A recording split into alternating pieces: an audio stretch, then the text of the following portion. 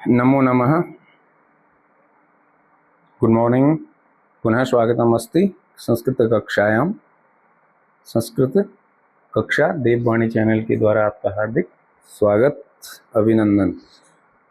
हम व्याकरण को कवर कर रहे हैं, है ना, बीएमएस फर्स्ट फ्रॉक के लिए, जो कि पेपर 1 है। तो उसमें हमारा संज्ञा प्रकरण जो है हम पूरा कर चुके हैं। अगर जिनने नहीं देखा हो वो एक बार जा करके उसको जरूर पढ़ें, संज्ञा प्रकरण को। ठीक है।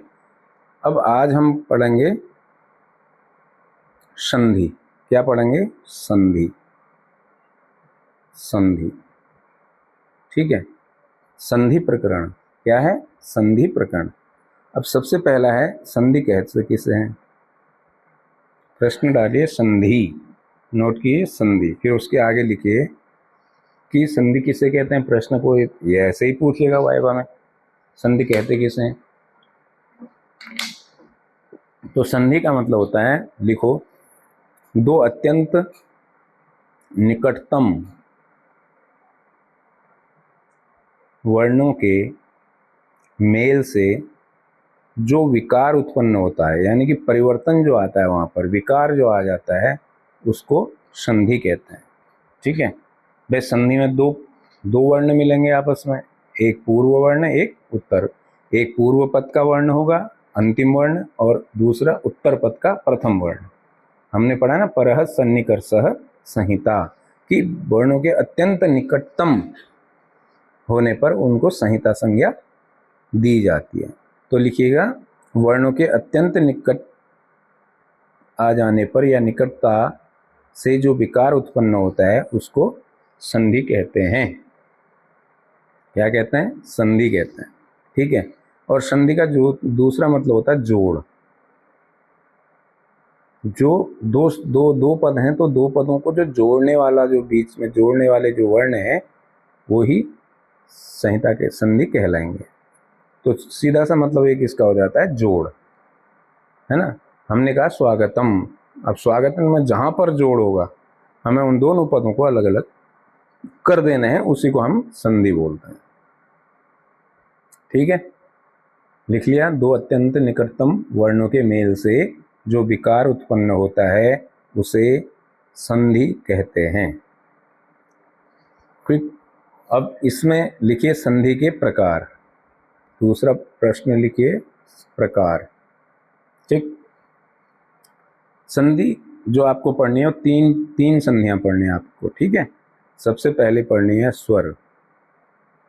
स्वर संधि। कौन सी संधि? स्वर संधि। और इसी का एक नाम हो जाएगा अच संधि। क्या हो जाएगा? अच संधि, क्योंकि स्वरों को अच कहते हैं। इसमें बिल्कुल भी आपको कंफ्यूज नहीं होना है। ठीक है। एक होगी स्वर, दूसरी आपको पढ़नी है व्यंजन, और तीसरी आपको पढ़नी है विसर्ग। कौन सी? विसर्ग। प्रकार में क्या हो जाएंगे? स्वर संधि, व्यंजन संधि, विसर्ग संधि। अब स्वर को हमने क्या बोला था? अच। कंफ्यूज नहीं होना है। व्यंजन को हम बोल सकते हैं हल, क्योंकि हल प्रत्याहार में सारे व्यंजन आ जाते हैं, इसलिए हम इसको हल भी बोल सकते हैं। हल संधि लिखा हो तो भी आपको कोई संदेह नहीं होना चाहिए। व्यंजन संधि लिखा है तो भी मतलब एक ही है दोनों का। ठीक है। स्वर संधि। अब सबसे पहले हमें पढ़ना है स्वर संधि। तो लिखिए स्वर संधि। लिखिए स्वरों का स्वरों के साथ मेल होने पर जो विकार उत्पन्न होता है उसे स्वर संधि कहते हैं। ठीक।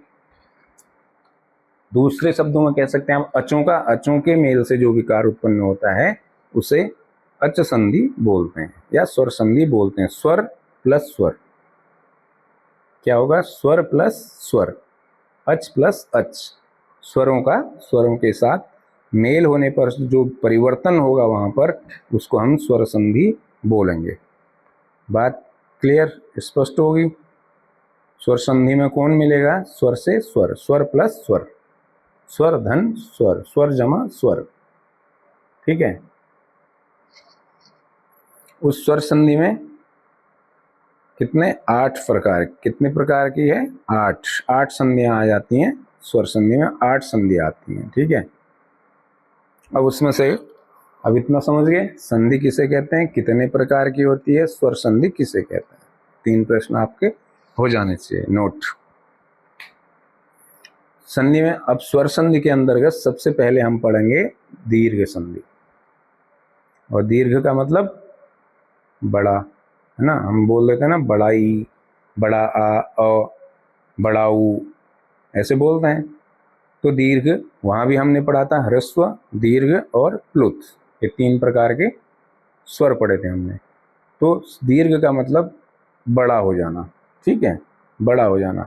तो इस संधि में कहीं आपको बड़ा दिखे, आ दिखे, बड़ी ई, बड़ा ऊ, तो ये तो एक पहचान हो जाती है साधारण सी, उसको आप दीर्घ संधि में बोल सकते हैं। ठीक है, अब इसका सूत्र देखिए, सूत्र है अकह सवर्णे दीर्घ। अकह, यहाँ देखिए अकह सवर्णे दीर्घ। ठीक है, अकह पहला शब्द क्या है, अक, अक, अकह का मतलब अक। अब अक क्या हो गया, अक कहने से अक एक प्रत्याहार है। ठीक है, अकह, अक कहा तो क्या क्या वर्ण आ जाएंगे इसमें, पहला वर्ण उठाया, फिर ई, फिर ऊ, फिर री, फिर लिरी। ठीक है,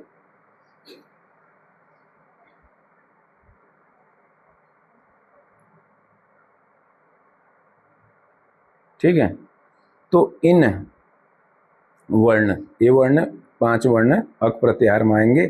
तो फिर दूसरा पद क्या है, सवर्णे। दूसरा क्या है, सवर्णे। अब प्रश्न उठता सवर्ण क्या है, सवर्ण का मतलब क्या है ना, सवर्ण पहले पद में तो क्या होना चाहिए, अक होना चाहिए। क्या होना चाहिए, अक होना चाहिए। उसके बाद प्लस में क्या होना चाहिए, सवर्ण होना चाहिए। अब सवर्ण किसे कहते हैं, सवर्ण किसे कहेंगे, समान वर्ण को। किसे कहेंगे, समान वर्ण को हम बोलेंगे सवर्ण। ठीक वैसा ही हो, ठीक है, ठीक वैसा ही हो, समान वर्ण हो। जैसे अ, आ, अब आगे प्लस में भी क्या होना चाहिए, या अ होना चाहिए या फिर आ होना चाहिए, क्योंकि ये समान है। यहाँ ई ऊ ये सब नहीं चलेगा, क्योंकि उसने कहा अकह सवर्णे। सवर्ण जो पद दिया है वो इसीलिए दिया है कि आगे जो वर्ण आ रहा है वो भी बिल्कुल एज वैसा ही होना चाहिए, समान होना चाहिए, सेम वैसा ही होने चाहिए जैसे कि पूर्व पद में वर्ण है। जैसे ई या ई, प्लस में भी क्या होना चाहिए, ई या ई, ऐसे होना चाहिए। तो इसको कहेंगे हम समान वर्ण। क्या बोलेंगे, समान वर्ण। ठीक है, यूं तो कह रहा है अक प्रत्याहार, शर्त यह है कि केवल ये अक के साथ ही काम करेगा। पूर्व पद कैसा होना चाहिए, अक होना चाहिए। अक में से कोई होना चाहिए। उत्तर पद कैसे होना चाहिए, सवर्ण होना चाहिए। ठीक है, उत्तर पद सवर्ण होना चाहिए, तभी ये नियम पूरा हो पाएगा। बात समझ में आ गई। तो सूत्र बोलिए, अकह सवर्णे दीर्घ। ठीक, अक प्लस में सवर्ण बराबर दीर्घ, बराबर में बराबर क्या हो जाएगा, दीर्घ हो जाएगा। क्या हो जाएगा, दीर्घ हो जाएगा। समझ रहे हो, अक प्लस सवर्ण बराबर दीर्घ, अक प्लस सवर्ण बराबर दीर्घ, अक सवर्ण सवर्ण बराबर दीर्घ। ठीक,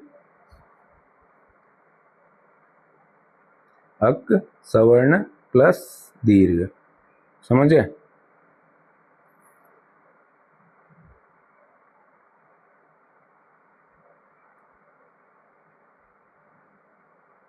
अब देखिए, अब यहां दिया अ प्लस अ बराबर आ। ठीक है, हमने कहा समान वर्ण होने चाहिए दोनों तरफ, अक प्रत्याहार के बाद भी समान वर्ण, सेम वर्ण आने चाहिए। अब इसने दिया है धर्म प्लस अर्थ। अब धर्म ये दिया, प्लस में दे दिया अर्थ, ठीक है, धर्म अर्थ, यही है, वहाँ देखते रहिएगा धर्म अर्थ।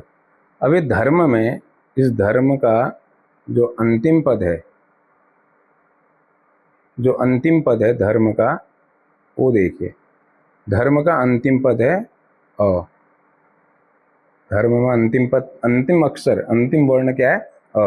कैसे लिखेंगे? ध, ठीक, फिर र,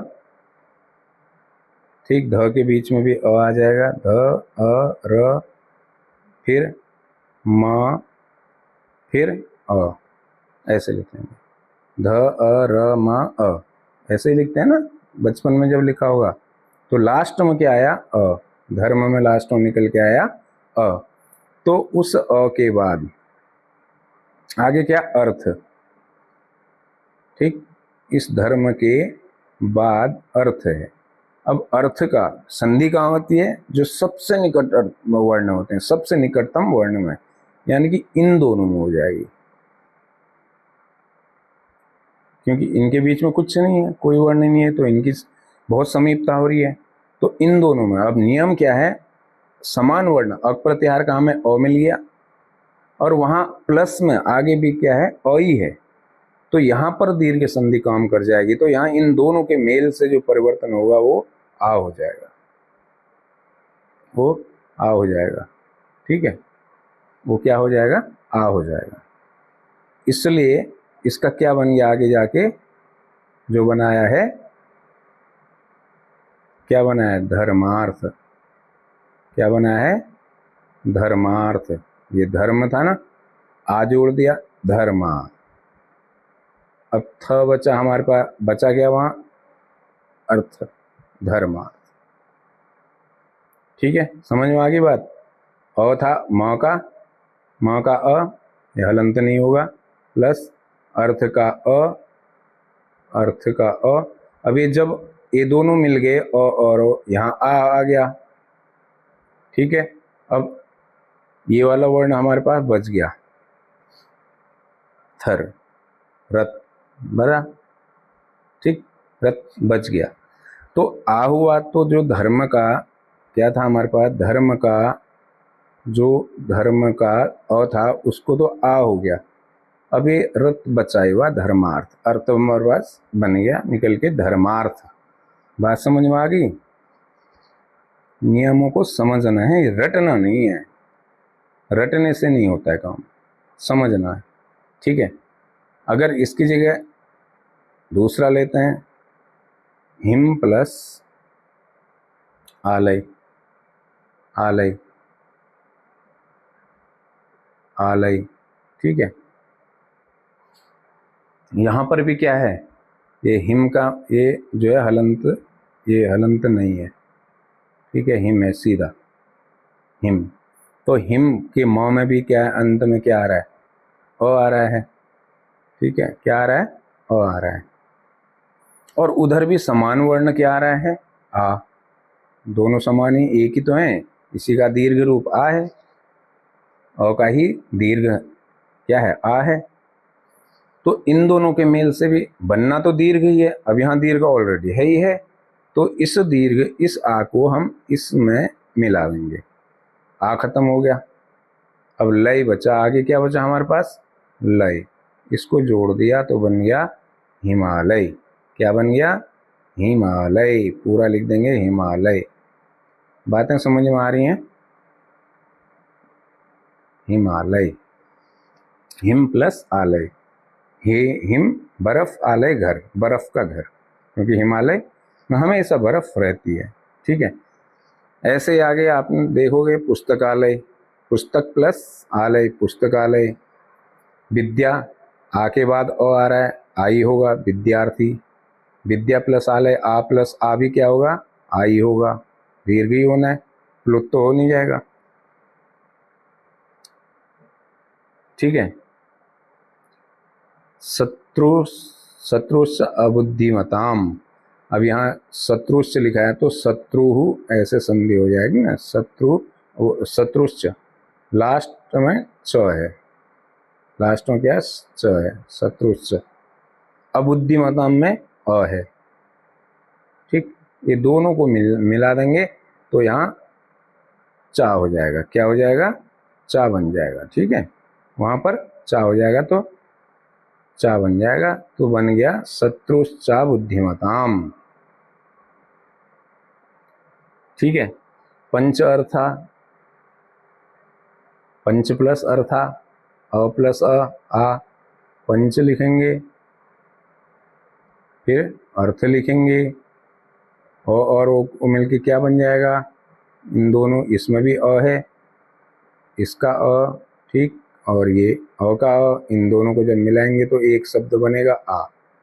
तो ये आ कहाँ आ जाएगा, इसमें जुड़ जाएगा। ये अ से आ बन चुका है, ये दोनों मिट जाएंगे। तो पंचारथ बचा हुआ, पंचार्थ को इसको इसमें जोड़ देंगे तो बन गया पंचार्थ। क्या बन गया, पंचार्थ, ठीक है, पंचार्थ। बस सबसे सरल संधि है स्वर संधि, ये दीर्घ संधि। कोई दिक्कत परेशानी, तृष्णा अतिसारो, तृष्णातिसारो, या आम प्रभवा, या आम प्रभवा, ठीक है। अब ई का नियम एक बार और देख लीजिए। ऐसे ऊ में भी होगा, बड़ा हो छोटा हो, ई के बन जाएगा। इनने दिया है रवि प्लस इंद्र, रवि इंद्र, ठीक है। रवि में क्या है, छोटी ई है, और इंद्र में क्या है, छोटी ई है। इन दोनों को जब मिलाएंगे तो बराबर में क्या बन जाएगी, बड़ी ई बन जाएगी, ठीक। अभी यहाँ रवि में छोटी थी, अभी बराबर में बन के आ जाएगा रवींद्र। क्या बन गया, रवींद्र। ई मिलके बड़ा ई बना दिए, ठीक है। ऐसे ही मुनिंद्र में मुनींद्र, मुनींद्र बन गया। यहाँ जहाँ आपको वहाँ आ दिख रहा था, यहाँ बड़ी ई दिखेगी, बड़ा ऊ दिख जाए, बड़ा री दिख जाए, तो आप समझ जाओ दीर्घ संधि है। और दीर्घ संधि का नियम वहाँ पे लगा लोगे तो अपने आप चुटकियों में संधि आपकी तैयार हो जाएगी, ठीक है।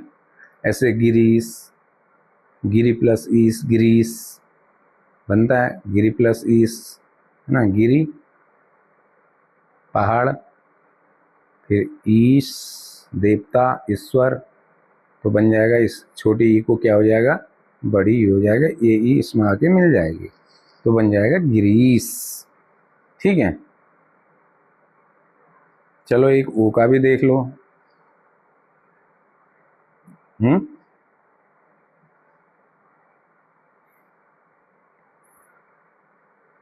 लघु प्लस उत्सव, लघु प्लस उत्सव ही लिख लेना आप, उत्सव, लघु प्लस उत्सव क्या है, लघु धन उत्सव, उत्सव, समझ रहे हो, लघु। एंड का अक्षर क्या आएगा, ऊ, इसके अंत में क्या है, ऊ, और इसके प्रारंभ में क्या है, ऊ। अब इन दोनों को जब मिलाएंगे, जब परिवर्तन आएगा इनमें, ये बड़ा ऊ बन जाएगा, ठीक। अब जब बड़ा ऊ बन गया तो ये दोनों खत्म, क्योंकि इनके स्थान पर एक परिवर्तन आ चुका है हमारे पास, बड़ा ऊ। अब यहाँ से ऊ को हटा दिया तो बना लघ, क्या बना, लघ। बड़ा ऊ जोड़ देंगे, ये ऊ हमारा यहाँ से खत्म हो चुका है, सौ, सौ, सौ, तो बन गया लघुत्सव। क्या बना, लघुत्सव। अब क्या बन गया, लघुत्सव, समझ गए। ऐसे ही आपको ध्यान देना है, लघुत्सव, ठीक है, ठीक है। दीर्घ संधि में क्या क्या वर्ण आएंगे, इससे भी आप पहचान सकते हैं। आ जहाँ हो, बड़ी ई जहाँ हो, बड़ा ऊ जहाँ हो, ठीक, बड़ा री जहाँ हो, ऐसे। ये वर्ण अगर आपको कहीं संधि में दिख रहे हैं तो आप वहाँ एक बार को स्वर दीर्घ संधि के साथ जा सकते हैं और दीर्घ संधि का नियम वहाँ पर अप्लाई कर सकते हैं, इसमें आपको कोई दिक्कत नहीं आएगी, ठीक है।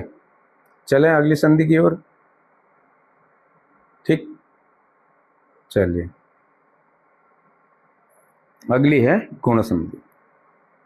ठीक, इस गुण संधि का वो भी लिख लीजिए आप, गुण संज्ञा करने वाला भी सूत्र लिख लीजिए। वो संज्ञा प्रकरण में शायद छूट गया है। वो होता है अदेंग गुणः, अदेंग गुणः, अदेंग गुणः। इस संधि संज्ञा प्रकरण में, या फिर दो छोटे हैं वृद्धि और वो बाद में बता दूंगा, यहाँ से लिख लिया। ये गुण संज्ञा, ये सूत्र क्या करता है, अदेंग गुणः गुण संज्ञा कर, ये गुण संज्ञा करता है। ठीक है, ये गुण संज्ञा करता है, गुण संज्ञा। इसने कहा अ, ठीक है, क्या कहा इसने, अ। एक तो हो गया अथ, अथ का मतलब, अथ का मतलब होता है अ। ठीक है, इसको तोड़ लीजिएगा तो अत बनेगा, अत का ही फिर त का द बन जाता है, अथ। फिर बचा हमारे पास ए, एंग, क्या बच गया, एंग, एंग, एंग गुणा। बोले अकार और एंग प्रत्याहार। ठीक है, एंग प्रत्याहार। अब एंग प्रत्याहार में कौन कौन से वर्ण आएंगे, एंग प्रत्याहार बनाइए, ए ओ, दो ही वर्ण आएंगे, ए ओ, क्योंकि ओंग का यहाँ ए आ जाएगा इसलिए इसको हम कर देंगे, ए ओ। अकार के बाद ए ओ की गुण संज्ञा होगी। ठीक, जहाँ पर भी ये संज्ञा होगी, गुण संज्ञा होगी। गुण संधि की पहचान भी, कहीं पर आपको ए ओ दिख, ये दो वर्ण दिख जाए तो गुण संधि का नियम मार दीजिए वहाँ पर। ठीक है, चलिए सूत्र है आद गुणः। क्या है सूत्र, आद गुणः। आद गुणः को पढ़ लीजिए अच्छे से, आद बन जाएगा, फिर बोला गुणः। ठीक, गुणः। अब यहाँ नियम देखिए, ये बनेगा कैसे, ए और ओ बनते कैसे हैं। आपको ये इस गुण संधि में ये सीखना है, ए और ओ, क्योंकि दो गुण संधि में दो ही वर्ण होंगे, दो की ही गुण गुण होता है, दो ही वर्णों को गुण होता है, ए को और ओ को। ठीक, इन दोनों ही वर्णों को गुण होगा, ये विशेष ध्यान रखिएगा। यार ये परेशान करता है, ज़्यादा ऊपर हो गया, ए प्लस ओ, इन दोनों को ही गुण होगा। अब ये बनेंगे कैसे, ए बनेगा हमेशा अ या आ के बाद, अ या आ के बाद जब भी आगे ई आएगा तो बराबर बन के आएगा हमारे पास ए। नियम नंबर 1। गुण संधि भी बहुत सरल संधि है, संधि सब सरल है अगर आप समझना चाहो तो। ठीक है, ऐसा कठिन कुछ नहीं है, थोड़ा सा विसर्ग विसर्ग में जाके थोड़ा हो जाता है। ए बना हमारा अ आ के, अ या आ के बाद जब ई आए, अ हो आ या आ हो, अ या आ के प्लस ई बराबर ए। बात समझ में आई, अ आ प्लस ई बराबर ए। ठीक है, इसलिए ए को हमने क्या करा था, उसमें नहीं लिया था, किसमें भला, ए को हमने शुद्ध स्वरों में नहीं लिया था, शुद्ध स्वर केवल अक प्रत्याहार के थे। क्यों क्यों नहीं लिया था, अब देखिए, ये ए जो बन रहा है ये मिक्स होके बना, दूसरे से मेल होने से बनता है, और या आ के बाद जब ई आएगा तो ए स्वतः ही बन जाएगा, इसलिए हमने शुद्ध स्वर में इसका स्थान नहीं रखा था। इसलिए उन्होंने, जिन्होंने पाणिनीय जी ने इसको शुद्ध स्वर में नहीं लिखा। ठीक है, अ आ प्लस ई बराबर ए, और अ या आ प्लस में अगर आपके पास ऊ हो चाहे बड़ा हो, उससे फर्क नहीं पड़ता, वो समान है, स्वर्ण है, तो बराबर में बन के पता क्या आएगा, ओ। इसको भी शुद्ध स्वर में इसलिए नहीं रखा था। ठीक है, अ या आ प्लस ऊ या बड़ा ऊ बराबर ओ, ये इसका नियम है।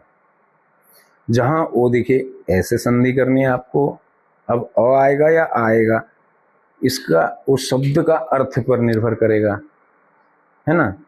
वो शब्द के अर्थ पर निर्भर करेगा, शब्द क्या है, वो राम है कि रमा है। ठीक है, वो ऐसे बन गया। अब देखिए इसके उदाहरण। अ प्लस ई बराबर ए, अ प्लस उ बराबर ओ। इन दोनों नियमों को आपको दिमाग में सेट करना है। फिर चलते हैं उदाहरणों की ओर। उदाहरण है सुर इंद्र। क्या दिया है, सुर इंद्र। अब सुर, ठीक, प्लस में दिया है इंद्र, इंद्र, ठीक। अब सुर का अंतिम वर्ण क्या है, अ, ठीक।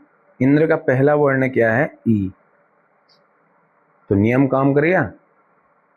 अ प्लस ई को क्या बनेगा, ए बनेगा। क्या बनेगा, ए बनेगा, ठीक। अब इस र में से जब अ निकाल दिया तो ये कैसे बन जाएगा, आधा रह जाएगा र, व्यंजन हो जाएगा सुर, ठीक, सुर। अब यहां से इस ई को खत्म कर देंगे, क्योंकि यहां से हमने अ को खत्म, ए आ गया हमारे पास, तो ई खत्म हो जाएगा, ठीक है, ए आ गया। अब ये सुर में जब हम ए मिलाएंगे तो क्या होगा, ये पूरा हो जाएगा, इसका हलंत हट के ये पूरा हो जाएगा, ये पूरा हो जाएगा। सुर, सुरे बन गया, सुरे। अब ना और द्र हमारे पास बचा है, ना और द्र, सॉरी, ना और द्र हमारे पास बचा है, तो बन गया सुरेंद्र। कितना इजी है। सुर का लास्ट का वर्ण, हमें हमेशा लास्ट वर्ण देखना है। लास्ट में अ है, यहाँ फर्स्ट में ई है, इन दोनों के मेल से जो शब्द बना वो बना हमारा ए। समझ गए, कौन सा शब्द बना, ए। इस ए की ही गुण संज्ञा हो जाएगी। तो सुर में से जब हमने अ निकाल दिया तो विसर्ग, इसको जो आधा हो गया था उसको आधा करने के लिए हमने स्वर, व्यंजन में क्या जुड़ता है, स्वर जुड़ता है, तो ए को हमने व्यंजन में जोड़ दिया, सुरेंद्र। सुरे पूरा हो गया, न और द्र यहाँ हमारे पास बच्चे हुए थे, इन्हें जोड़ के सुरेंद्र हमने सिद्धि कर लिया, ठीक है। ओ का उदाहरण ले लो एक।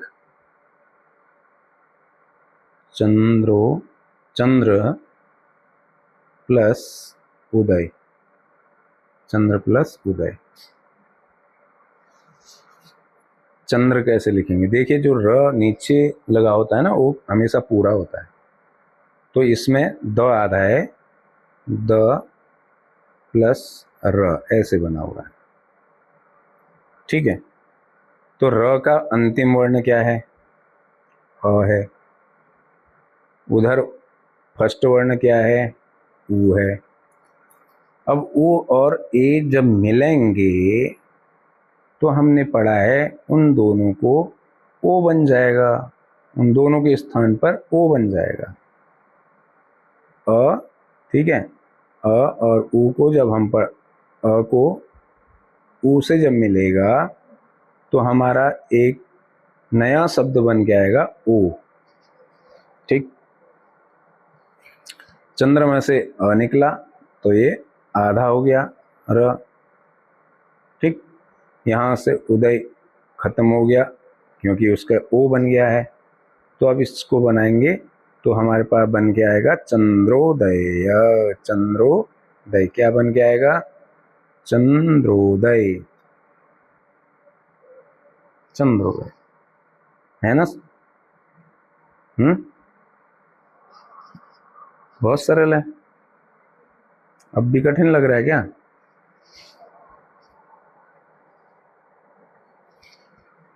ठीक है। गंगोदकम, गंगा, क्यों गंगनी ले सकते, गंगा शब्द है, गंगा नदी के लिए प्रयुक्त होता है, तो गंगा। आगे लेंगे हम उदकम, उदकम यही लेंगे, क्यों, ओ आया है तो इसका मतलब गुण संधि है, ए आया है तो इसका मतलब गुण संधि है, ठीक है। अर कहाँ पर लग रहा है, अर लगेगा तो गुण संधि, अल लगेगा तो गुण संधि, गंगा प्लस उदकम। अब यहाँ लास्ट वर्ण है हमारे पास आ, यहाँ फर्स्ट वर्ण है हमारे पास ऊ, ठीक है, ऊ।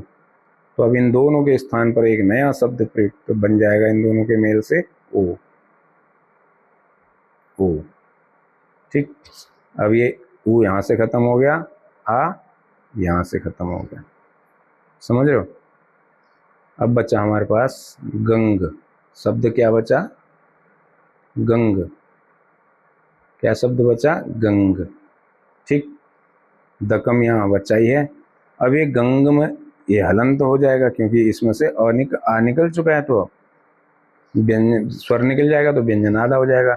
इसको पूरा करने के लिए हम इस ओ को इसमें जोड़ देंगे, ओ जोड़ देंगे। अब यहाँ क्या बचा है, उदकम, क्या बचा है, दकम, दकम, तो बन गया गंगोदकम। समझ में आगे, आगे बढ़े, ठीक है, ठीक है। एक सूत्र आता है उरण रपण,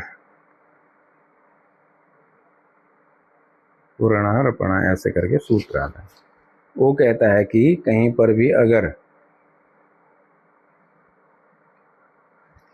री आ जाए, है ना, री आ जाए तो उरण होगा और रपण। इसका साधारण इतना डीपली आपको नहीं जाना है, साधारण सा नियम ये लिखिए आप, री, ओई, री बराबर गुण संधि जब करेंगे, री बराबर कहीं पर भी आ जाएगा, री को अर हो जाएगा, ठीक, लिरी को अल हो जाएगा, अल।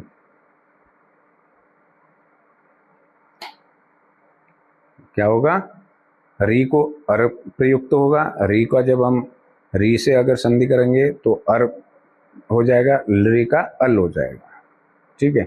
अब देखिए ये नियम लिख लीजिएगा।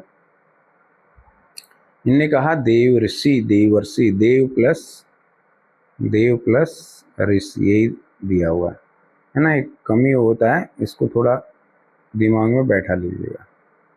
ऋषि, वह अक प्रत्याहार का अ मिल गया, प्लस में री मिल गया।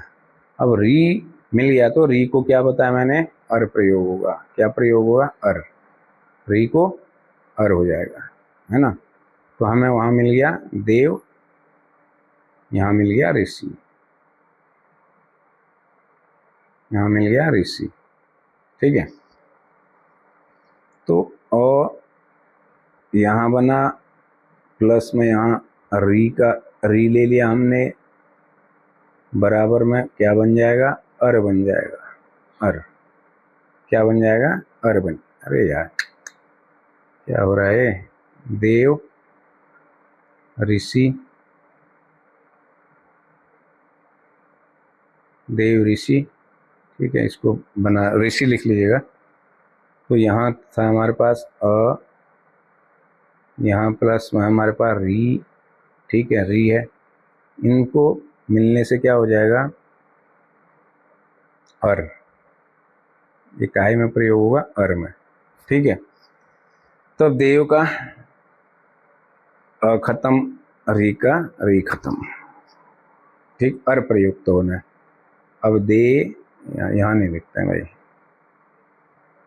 देव आधा था, ठीक, देव आधा है, प्लस में हमारे पास शब्द आया अर, ठीक, और यहाँ हमारे पास बचा है सी। अब इन सबको मिला देंगे, अर देव में जोड़ जाएगा, है, देव, देव वर र आधा है, और तो इसमें जुड़ गया, और तो वह में जुड़ गया, वह पूरा हो गया, ठीक है, वह पूरा हो गया। अब र हमारा ये आधा है, आधा र हमेशा कहाँ जाता है, अगले वर्ण के सिर पर बैठ जाता है, तो इसको हम यहाँ बैठा देंगे सिर पर, देवर्षि बन गया, ठीक है। क्योंकि देव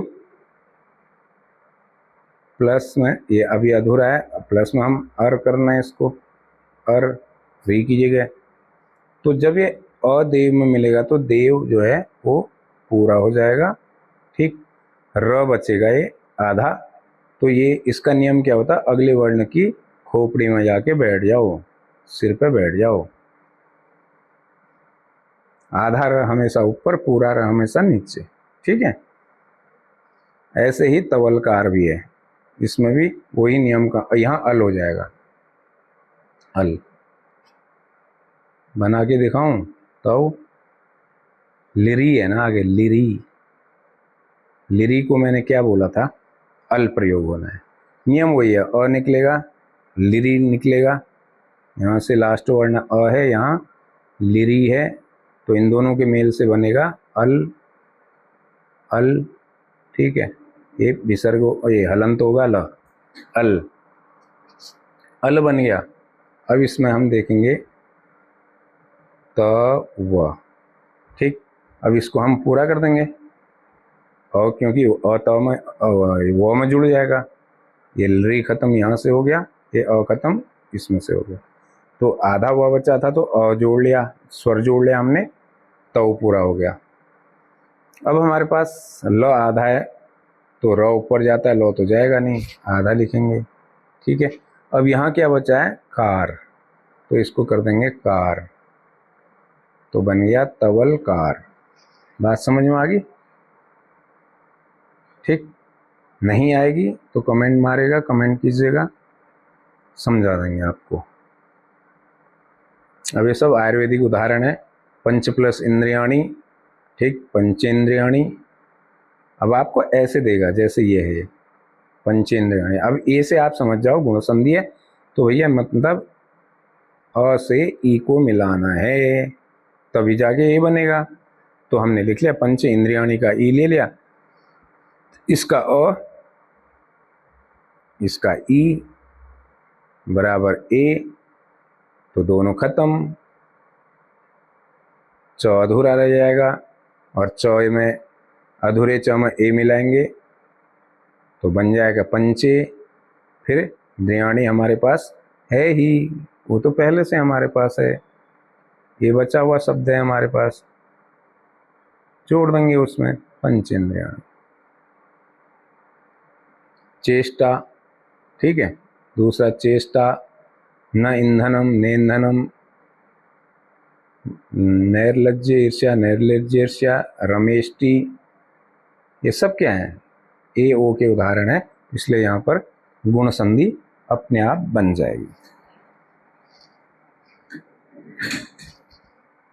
ठीक है, बात समझ में आ रही है? तो आज इतना ही, फिर मिलते हैं अगली कक्षा में। तब तक के लिए नमो नमः। जयतु संस्कृतम, जयतु भारतम। व्यस्त रहिए, मस्त रहिए, खुश रहिए, पढ़ते रहिए।